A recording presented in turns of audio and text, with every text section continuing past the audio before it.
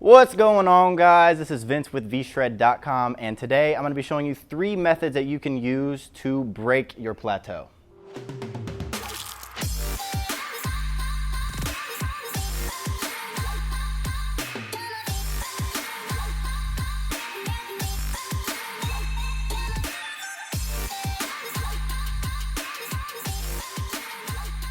All right, so when you're talking about plateaus, you got to understand just the overarching way to break a plateau and what a plateau is. A plateau is just basically your muscles getting used to whatever you're doing, the exercises you're doing, the rep ranges you're doing, the rest times you're doing. And so there's a lot of different reasons or different ways that you can break a plateau. So what I'm just going to do, I'm going to show you 3 that I implement into my schedule whenever I'm experiencing plateau, or if I just want to kind of use one as a finisher. This is a great way to, or these 3 methods are just great to add on to the end of a workout, even when you're not hitting a plateau, just to burn out your muscle a little more. So the first one is going to be what you call a drop set, and this is actually one that I implement in multiples of my programs, my 90-day programs. And what I do typically is just say, you're going to hit your last set. So you're going to do however many sets that you're doing. Say you're doing 4 sets.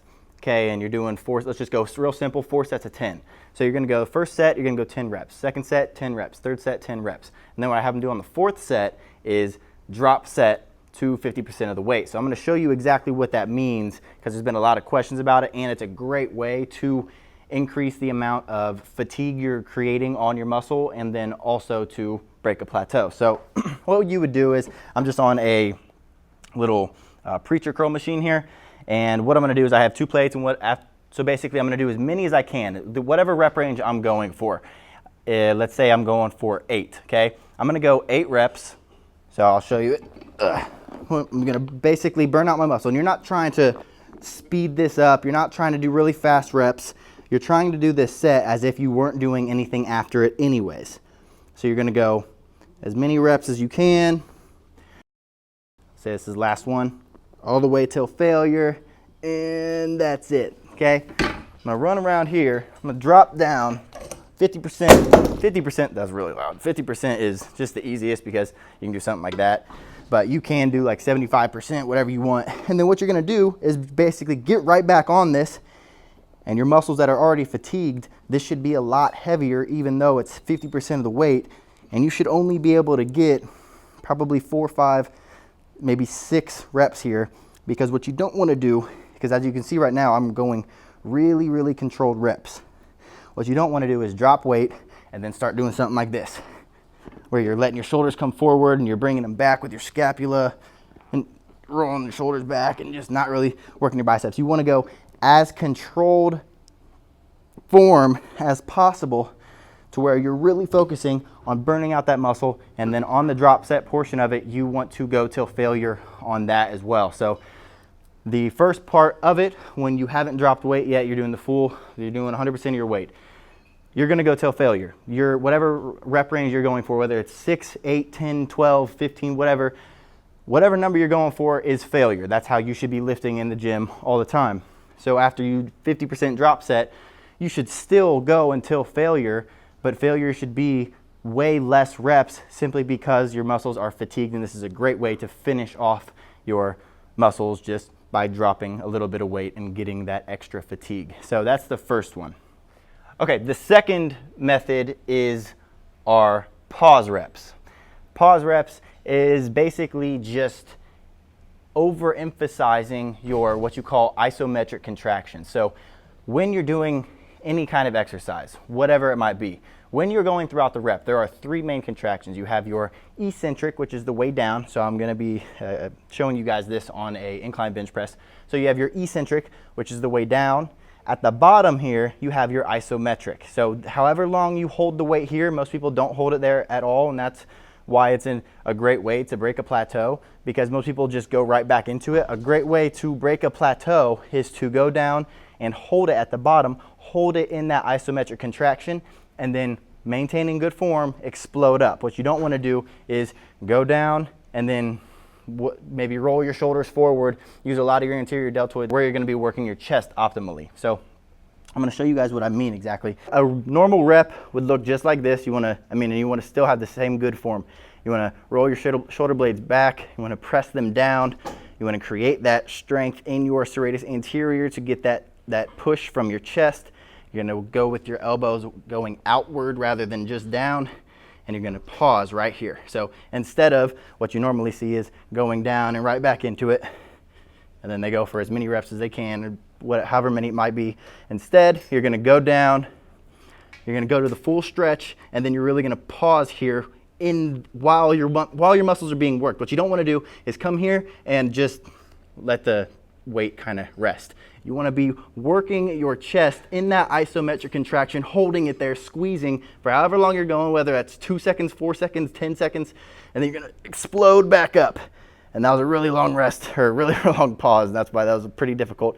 And that's a great example of how these are so good, because going down 1, 2, 3, which is a good one to start at, 3-second rest, and then exploding back up. What you don't want to do is go 1, 2, 3, and roll your shoulders forward and have really ugly form.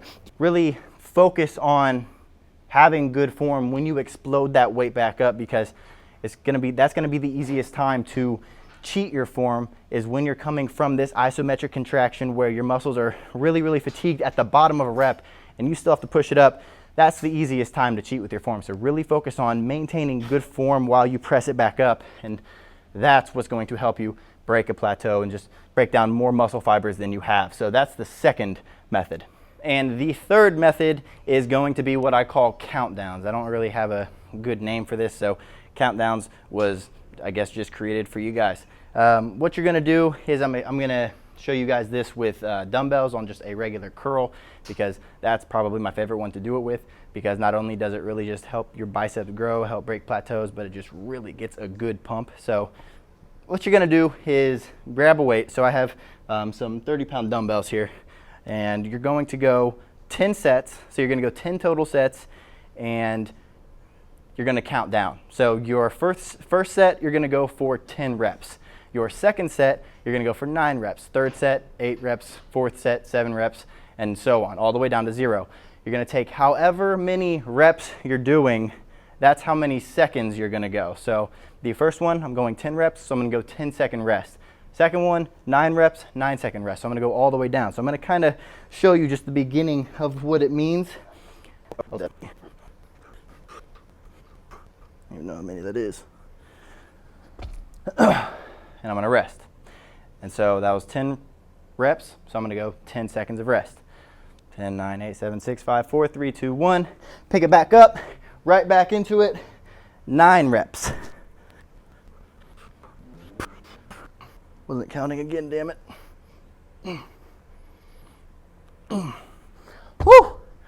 9 reps, and then you're going to go 9 seconds of rest. You're going to go into 8 reps. You're going to go 8 seconds of rest, 7 reps, 7 seconds of rest, 6.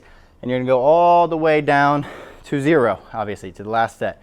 And you're going to do that for, and again, you can do this for any exercise. I personally just like it because it really gets your biceps nice and pumped. It's a great finisher for the biceps. It's a great finisher for any workout, but biceps is typically just really easy. So basically, overview of that, you just go 10 sets.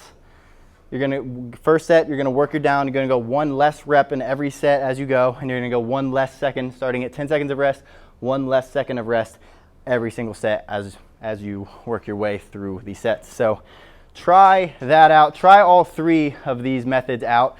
Whenever even if you're not experiencing a plateau, really, you can try any of these methods out, and they're just going to help increase your muscle growth, how many fibers are being stimulated when you're going to the gym, how much contraction you're really getting when you do, say, the isometric hold. So there's a bunch of different benefits to this, so you don't necessarily have to be in a plateau to use these. You can use these any. And if you guys are wanting more tips, more fitness tips for whatever you're looking for, I have a fitness quiz where you basically answer a couple of questions about your body, so it helps you figure out what you're struggling with and what you're trying to achieve.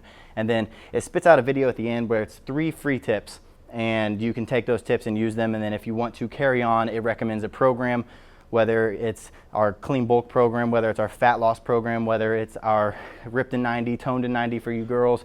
It'll spit out what program it recommends for you, and then it's your decision if you want to continue on with that program or not, but you don't have to. But if you want to check that out, it's just in a link in the description below this video.